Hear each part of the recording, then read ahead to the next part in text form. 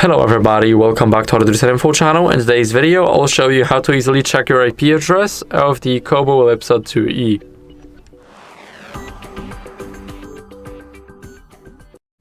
So first, what you guys want to do is go over to settings, and here, as you guys can see, we need to go to device information, and here we will have the IP address.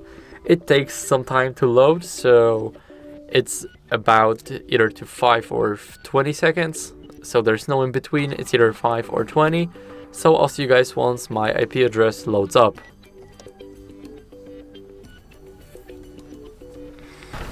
So as you guys can see, the IP address is right here and you guys can clearly see it.